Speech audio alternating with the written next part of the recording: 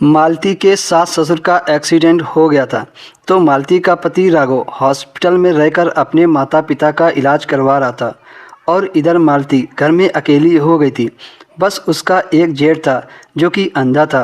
वह तो बस यही सोच रही थी कि अब इतने दिन तक उसे सूरदास के साथ रहना पड़ेगा, पर यहाँ पर तो उसकी भट्टी में आग लगी पड़ी है और उसका हैंडपंप दूसरे शहर में बैठा है और अब तो गाजर मूली बस सलाद में ही अच्छी लगती हैं। अब पहले वाली बात नहीं रही। ऐसे ही दिन निकल गए। फिर रात को मालती सो गई, तभी उसे कुछ गिरने की आवाज़ आई। वह क्या था, सूरदास जी बाथरूम में गिर गए थे। मालती भाग कर गई और उनको उठाया। मालती ने पूछा क्या हुआ, तो वह कहने लगे कि मैं यहाँ सुसु करने आया था और मेरा पैर फिसल गया था। उसके बाद मालती की नज़र सूरदास के नाक पर पड़ी। हे राम, इतना बड़ा नाक! मालती की तो आह निकल गई। ऐसा नाक तो उसने पहली बार देखा था। तभी अचानक से ना जाने कैसे ख्याल मालती के मन में आने लगे, लेकिन उसके जेठ को शायद कुछ नहीं हुआ था। शायद अंधे होने के कारण उन्हें इसका ज्ञान नहीं था। फिर मालती ने सूरदास को उनके रूम में पहुंचा दिया और फिर मालती अपने कमरे में आकर लेट गई, लेकिन उसे नींद नहीं आ रही थी। फिर मालती कुछ देर तक ऐसे ही बेड पर पड़ी रही। तभी उसने सोचा क्यों ना अंधेपन का फ़ायदा उठाया जाए, पर फिर मालती ने सोचा कि कहीं सूरदास ज़्यादा ही शरीफ निकला तो उसकी पोल पट्टी सबके सामने खोल दी तो मालती की इज्जत का क्या होगा। पर काले नाग को देखकर मालती का मन पटक कर मारने को कर रहा था।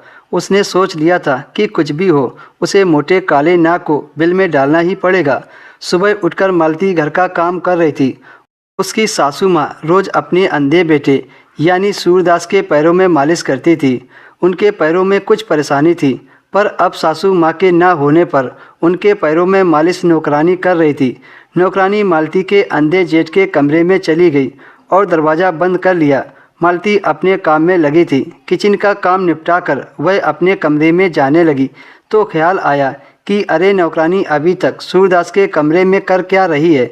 मेरी सास तो 5 मिनट में ही मालिश करके बाहर आ जाती थी। मालती ने देखना चाहा तो दरवाज़ा अंदर से बंद था। आखिर चक्कर क्या था उसे समझ नहीं आ रहा था। उस कमरे का दरवाज़ा पुराने ज़माने का था, जिसकी दराजों से अंदर देखा जा सकता था। मालती ने अपनी एक आंख बंद करके दूसरी आंखों से देखने लगी। अंदर का नज़ारा देखकर उसकी आंखें फटी की फटी रह गई कि कौन किसको तेल लगा रहा है। मालती तो समझ ही नहीं पाई थी कि काला सूरदास सिर्फ आंखों से ही अंधा था, बाकी उसके सारे पुर्जे बराबर काम कर रहे थे।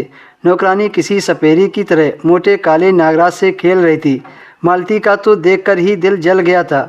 साला, एक तो उसकी दुकान की हड़ताल चल रही है और नौकरानी माल लूट रही थी। दोस्तों, अब नेक्स्ट वीडियो में आपको सुनाया जाएगा कि कैसे मालती ने अपने अंधे जेठ के काले नाग का फ़ायदा उठाया।